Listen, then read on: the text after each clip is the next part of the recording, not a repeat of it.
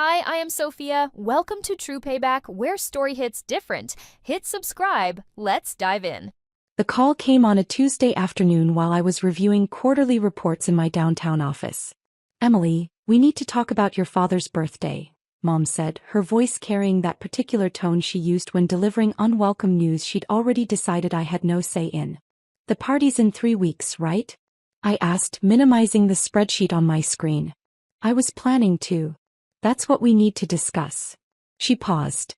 "Your sister Sarah's husband, Marcus, is hosting it at their new estate. He's invited some very important people from his venture capital firm. Partners, investors, high-caliber individuals." I waited. With my family there was always more. "Your father and I think it would be best if you sat this one out." There was. "You're uninviting me from Dad's 60th birthday? Don't be dramatic. We just think given the guest list it might be more comfortable for everyone if." "If what, Mom?" She sighed. "Emily, you work in administration. These people are worth hundreds of millions. They'll be talking about deals, markets, private equity. You just feel out of place. We're trying to protect you from an awkward situation." I looked out my office window at the city skyline. 23 floors below, people rushed through their lives, unaware that mine was playing out exactly as it always had. "I see." Sarah agrees. "Marcus specifically mentioned that his colleagues are very particular about their social circles. This party could be important for his firm's reputation. And I'd damage that reputation." "You're twisting my words. We just think you'd be more comfortable." "I understand, Mom. Thank you for letting me know." I hung up before she could add anything else. Before she could explain again how my presence would embarrass them. Before she could remind me in that gentle, pitying voice that I simply didn't belong in their world. My phone buzzed 30 seconds later.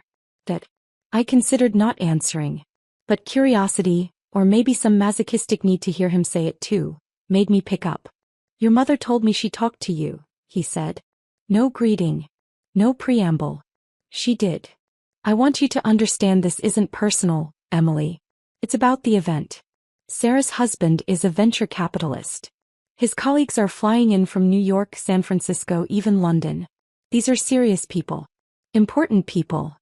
And I'd lower the caliber." "I didn't say that. You didn't have to." He exhaled, frustrated.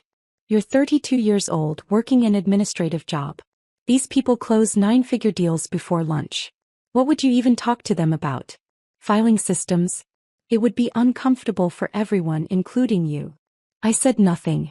"Sarah's worked hard to build this life," he continued. "Marcus's firm manages over $2 billion in assets. This party isn't just a birthday celebration. It's networking. It's business. Your presence would just complicate things. Because I'm an embarrassment." "Stop being so sensitive. We're being practical.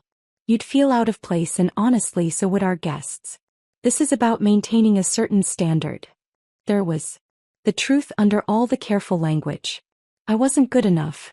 I'd never been good enough. And now, I wasn't even good enough to attend my own father's birthday party. "I understand, Dad. Enjoy your party." I hung up. For a long moment I sat in my leather chair looking at my office. The mahogany desk I'd imported from Italy. The original Rothko on the wall. The floor-to-ceiling windows offering a view most people would never afford. Then I opened my laptop and pulled up my private investment portfolio. There, buried in the spreadsheet under Venture Capital Holdings, was the entry I was looking for. Nexus Ventures. Initial investment $3.4 million. Date, April 2021. Anonymous investor designation, Meridian Holdings LLC. Marcus Chen's firm. My brother-in-law's company. I'd funded it 3 years ago when they were desperate for capital, just another venture firm trying to compete in an overcrowded market. They'd been shopping for investors for 8 months with no takers. My investment director had found them, vetted them, and brought me the opportunity. The due diligence had been thorough. Good team, decent portfolio companies, but struggling with liquidity. They needed a significant cash infusion to stay competitive. My $3.4 million had arrived through an LLC structure so opaque that Marcus Chen himself wouldn't have known his mysterious backer was his wife's disappointment of a sister. The same sister who wasn't good enough to attend a party at the house my money had helped him afford. I opened my messaging app and texted David Thornton, my portfolio director. Pull complete file on Nexus Ventures. Conference call in 10 minutes. His response came in seconds. On it. David appeared on my screen exactly 10 minutes later. A folder already open on his end. Nexus Ventures, he said, getting straight to it. Your April 2021 investment. $3.4 million for a 12% stake through Meridian Holdings LLC. They've performed adequately, 7% returns annually, nothing spectacular but stable. What are the withdrawal terms? His eyebrows rose slightly. 90-day notice required for full liquidation. However, there's a clause allowing immediate withdrawal if the LP invokes Section 7C, material breach of good faith or change in investment thesis. And if we pull out? They'd be significantly impacted. We're their second largest investor. Our withdrawal would likely trigger questions from other LPs, possibly destabilize their current fundraise. They're in the middle of closing Fund 3, targeting $50 million. Our exit would complicate that. I thought about Dad's words. These are serious people. Important people. You'd lower the caliber. Invoke Section 7C, I said. Draft the withdrawal notice. David paused. Emily, may I ask? This is a business decision, David. Our investment thesis has changed. Draft the notice for my signature within the hour. Effective immediately. He nodded slowly, understanding this wasn't a discussion. I'll have it ready. After we hung up, I sat back and considered what I was about to do. Was this petty? Perhaps. Was this vindictive? Absolutely. Did I care? Not even a little. For 32 years I'd been the family disappointment. The one who didn't go to an Ivy League school like Sarah. The one who didn't marry well. The one who, in their eyes, had accomplished nothing worth mentioning. They'd never asked what I actually did. Never questioned how I afforded my downtown loft or my car or my lifestyle.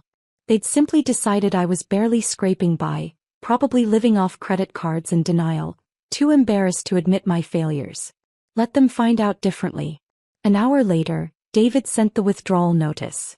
I signed it electronically and texted him one more instruction.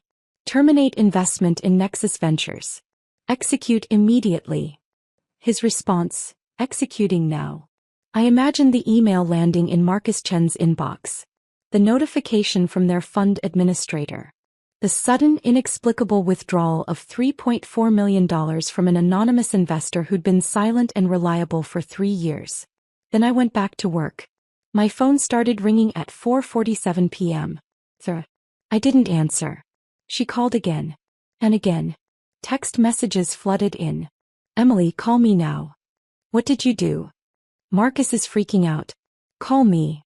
I silenced my phone and continued working. At 5:15 Mom called. I let it go to voicemail. At 5:22, Dad called. At 5:30 my office phone rang. The direct line that only a handful of people had. My assistant's voice came through the intercom. Ms. Anderson, your sister is on line 1. She says it's urgent. Tell her I'm in a meeting. She said to tell you it's about Marcus's firm and that you need to call her immediately. I smiled. Tell her I'll call her when I'm available. 20 minutes later, my assistant buzzed again. Ms. Anderson, your father is here. In the lobby. He's demanding to see you. That I hadn't expected. Send him up. I straightened my desk, closed my laptop and waited. When Dad walked into my office, he stopped dead in the doorway. I watched his eyes travel across the space. The expensive furniture, the original artwork, the view, the obvious markers of success he'd never imagined I possessed. What is this? He asked. My office. Please, sit down. He remained standing, looking around like he'd entered the wrong building. Your office? Emily, what exactly do you do? I work in administration. You said so yourself. His face reddened. Don't play games. Sarah said Marcus's firm just lost a major investor. She said the withdrawal came from some company called Meridian Holdings. She said you... He stopped, shaking his head. She said you did something. Did I? Emily. His voice dropped to the tone he used when he was losing patience. What did you do? I leaned back in my chair. I made a business decision. Meridian Holdings is one of my investment vehicles. We had capital deployed in Nexus Ventures. Our investment thesis changed, so we withdrew our funding. Standard practice. The color drained from his face. You're the investor? You're the one who gave Marcus $3.4 million. I didn't give him anything.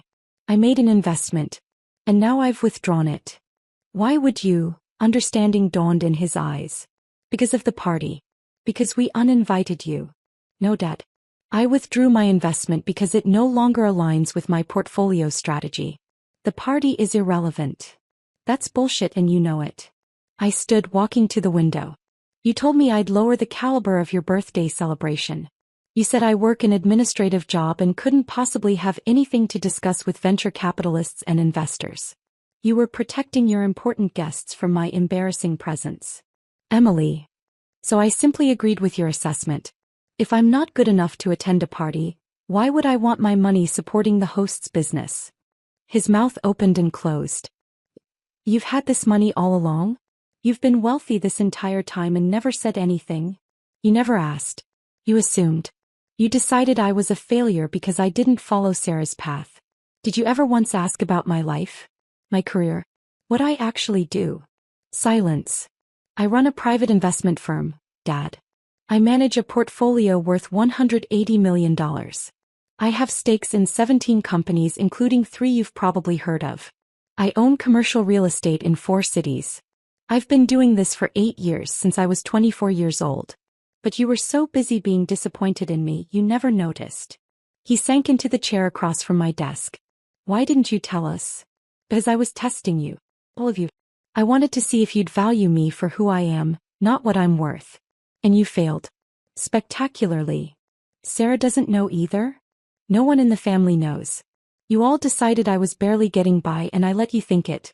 It was educational. He looked around the office again, really seeing it this time. The degrees on the wall from Wharton Business School. The awards from industry organizations. The magazine cover in a frame. Forbes 30 under 30. Jesus Christ, he whispered. Marcus's firm will survive without my investment, I said, returning to my desk. They'll have to work harder, court new investors, maybe scale back their ambitions for Fund 3. But they'll be fine. Consider it a learning experience. Emily, you can't do this. Marcus's family. Is he? Because family uninvites each other from birthday parties? Family tells each other they're not good enough to be in the same room. We made a mistake. You made a choice. You chose to prioritize Marcus's colleagues over your own daughter. You chose to value perception over relationship. You chose to exclude me because you were ashamed of who you thought I was. He stood abruptly. I'm still your father. You can't just. I can actually. And I did. My money, my decision. We stared at each other across the desk. In his eyes, I saw the moment he realized he had no power here. No authority. In this space, in this life I'd built without them, he was just another person who'd underestimated me. I'm going to my birthday party, he said finally. With or without you? With or without your money? Of course you are. Enjoy it. I'm sure Marcus's colleagues will be fascinating company. He walked to the door, then paused. You've changed. No, Dad. I just stopped pretending to be the person you wanted me to be. The disappointment. The failure. The one who'd lower your caliber. He left without another word. The rest of the week was chaos I observed from a comfortable distance. Sarah called 16 times. I answered none of them. Mom left voicemails that started apologetic and ended angry. Marcus sent an email to Meridian Holdings, a formal, professional request to reconsider the withdrawal. David forwarded it to me with a question mark. I told him to respond with our standard investment thesis change template. Non-negotiable. The real entertainment came from Dad's birthday party itself. I heard about it from my assistant, whose cousin worked for the catering company Sarah had hired. Apparently, Marcus's colleagues from New York had arrived as planned. But news of the mysterious investor withdrawal had spread through venture capital circles. It always does. Meridian Holdings was a known entity in private equity, and our sudden exit from Nexus Ventures raised questions. According to the gossip chain, one of the New York partners had pulled Marcus aside during cocktail hour and asked directly about the funding instability. Marcus had tried to downplay it, but venture capitalists smell blood in the water. By dinner, 3 of his most promising prospects for Fund 3 had concerns they needed to address before committing capital. Dad's grand 60th birthday celebration, designed to showcase his son-in-law's success, had become a networking disaster. Sarah showed up at my office building on Monday morning. Security called up, I told them to send her away. She came back Tuesday. Same response. Wednesday she waited in the coffee shop across the street and intercepted me on my way in. We need to talk, she said, falling into step beside me. No, we don't. Emily, please. Marcus is drowning. You destroyed his fundraise. His partners are questioning his judgment. His investors are nervous. You've sabotaged his entire career over a stupid party invitation. I stopped walking and turned to face her.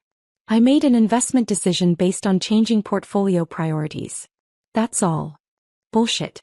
You did this because you were hurt. Because she stopped, looking away. Because we made you feel bad. You didn't make me feel anything, Sarah. You revealed what you've always thought. That I'm beneath you. That I'm an embarrassment. That I don't measure up to your standards. That's not. It is. And it's fine. You're entitled to your opinion. Just like I'm entitled to invest my money wherever I choose. She stared at me. Your money? Emily, where did you get $3.4 million to invest in the first place? I earned it. Built it. The same way anyone builds wealth. Hard work, smart decisions, and a willingness to take risks. All things you assumed I was incapable of. But you never said anything. You let us think. I let you think whatever you wanted to think. You did that on your own. Her eyes filled with tears. You're really not going to put the money back? You're going to let Marcus's firm collapse. It won't collapse. He'll find other investors. He'll rebuild. Or he won't. Either way, it's not my problem anymore. He's family. I laughed, a short, bitter sound. Family. Right. The family that didn't want me at Dad's birthday because I'd lower the caliber. That family. She had no answer to that. Go home, Sarah. Take care of your husband. Help him find new investors. Build your life.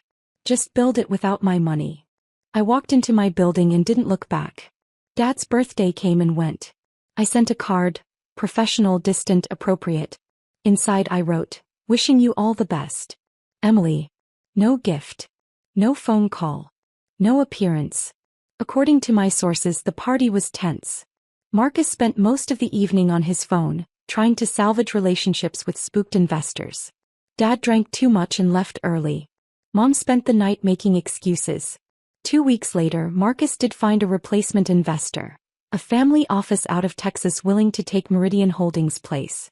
But they negotiated harder terms, demanded board representation, and cut his management fees. Nexus Ventures survived, but barely, and under much less favorable conditions. Fund 3 closed at $31 million instead of $50 million. A significant reduction in scope and ambition. Through it all, I said nothing. Did nothing.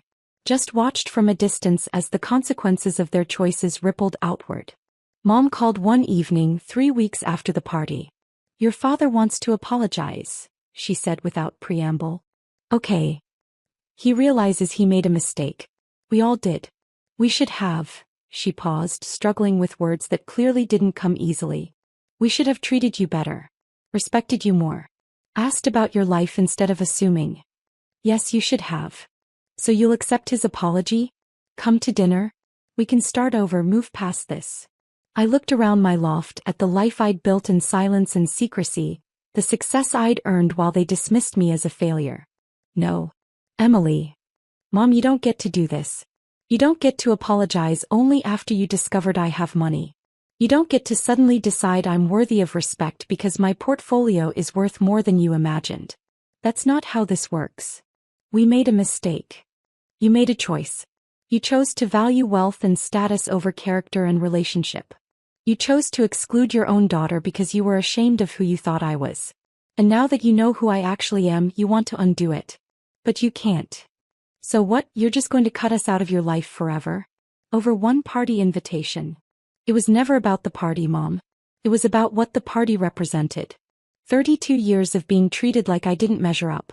Like I was less than.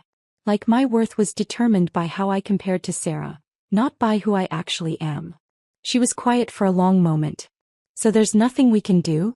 No way to fix this? Maybe someday. But not today. And not because you discovered I'm rich. If you want a relationship with me, it has to be because you value me as a person, not as a portfolio. That's not fair. We always valued you. Did you? Because the moment you had to choose between my feelings and Marcus's colleagues' comfort, you chose them. Without hesitation. Without even a conversation. You just decided I wasn't good enough and uninvited me from my own father's birthday. I could hear her crying softly on the other end. I need time, Mom. And you need to figure out who you want to be. The family that loves unconditionally, or the family that loves conditionally based on status and appearance. You can't be both. I hung up before she could respond. I'm in my office when David buzzes through. Emily, you have a visitor in the lobby. He doesn't have an appointment, but he says he's your father and he's willing to wait as long as necessary. I check the time. 3:47 p.m. Send him up. Dad looks older when he walks in. Tired. He's carrying a small gift bag that he sets on my desk. I know you said you needed time, he starts. It's been 6 months. I'm hoping that's enough. I gesture to the chair. He sits. I've been thinking a lot, he continues. About the things you said. About the choices we made. You were right. We did value the wrong things. We judged you by standards that had nothing to do with who you actually are. And I'm sorry. Not because you have money, though I'll admit that was a shock. I'm sorry because we failed you as parents. We made you feel like you had to hide your success from us. We made you feel like you weren't good enough. And that's unforgivable. I say nothing, waiting. He pushes the gift bag across the desk. I brought this. I want you to have it. Inside is a framed photo. It's from when I was 7 years old at my elementary school science fair. I'd built a working model of the solar system and I'm standing beside it, beaming with pride. Dad's in the photo too, his arm around my shoulders, looking down at me with unmistakable love and pride. I found this in the attic, he says. I'd forgotten about it.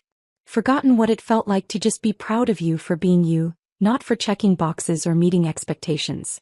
My throat tightens. I don't expect you to forgive me, he continues. And I don't expect our relationship to go back to how it was.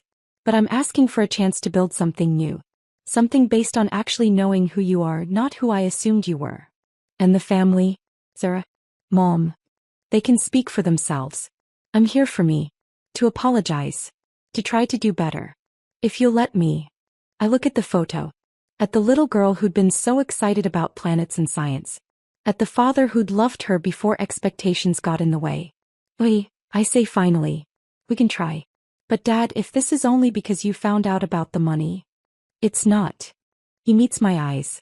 I'd be here even if you were actually working a regular admin job. Because I realized something these past 6 months. I don't actually know my daughter. And that's my loss. One I'd like to correct if you're willing. I nod slowly. Dinner. Once a month. Just us. No Sarah, no Mom, no Marcus. Just us. Getting to know each other as the people we actually are, not the roles we're supposed to play. I'd like that. He stands to leave, then pauses at the door. For what it's worth, Emily, this office, your success, everything you've built. I'm proud of you. I should have said that years ago. Yes, I agree. You should have. After he leaves, I place the framed photo on my desk where I can see it. A reminder of what was lost and maybe what could be rebuilt. My phone buzzes with a message from David. Nexus Ventures filing for Chapter 11 restructuring. Fund 3 officially dissolved. Thought you'd want to know. I delete the message. Some bridges burn. Some rebuild. And some, you walk away from entirely, carrying only the lessons they taught you about who you are and what you're worth. I learn mine. Finally, my family is learning theirs.